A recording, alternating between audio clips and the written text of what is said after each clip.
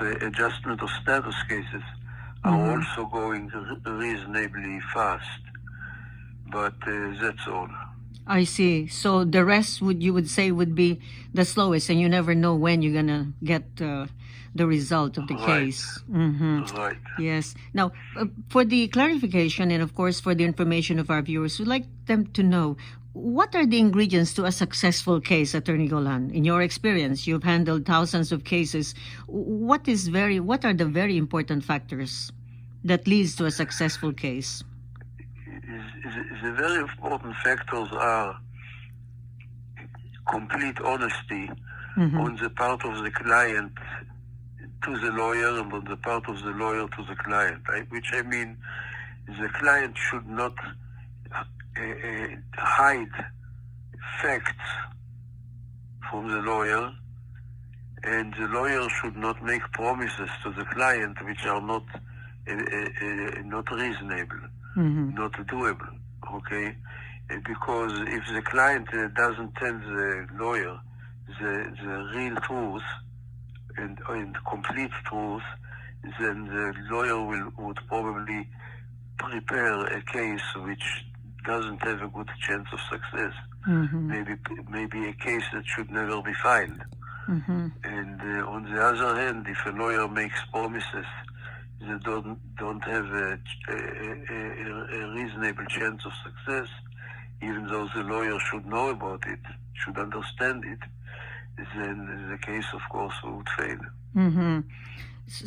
So that means, Attorney Golan, during the free consultation or the first meeting with the client should volunteer all the information. What if the client does not really say many things because they're shy, inhibited? So does the lawyer ask as many questions as possible during the first meeting?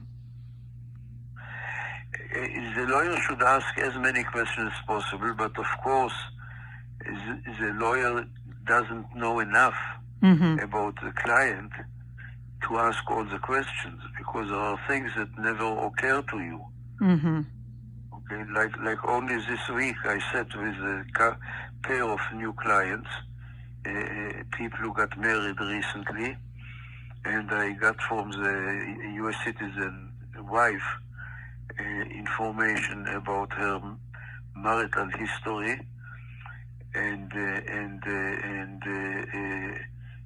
she stopped by telling me at the point where she told me that her ex-husband passed away about 7 or 8 years ago, and about a few months ago she married this guy who is now sitting with her here.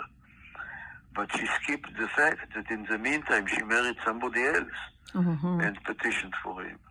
I see. Okay, and only at a much later stage of dealing with her did she say, by the way, I had one more marriage. Does that mean, Attorney Golan, that you submit the application, for example, based on the first interview, and some things go wrong, you have to withdraw or repeat an application just because of the additional information? Sometimes I can get by with making an amendment at the time of the interview. Okay.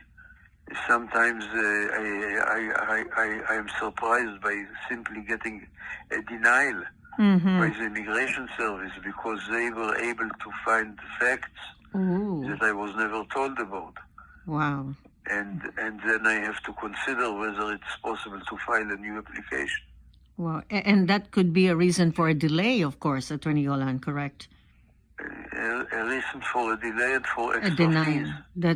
Right. That's right. Extra fees. And of course, extra fees also on the part of the client, correct? Absolutely. Yes.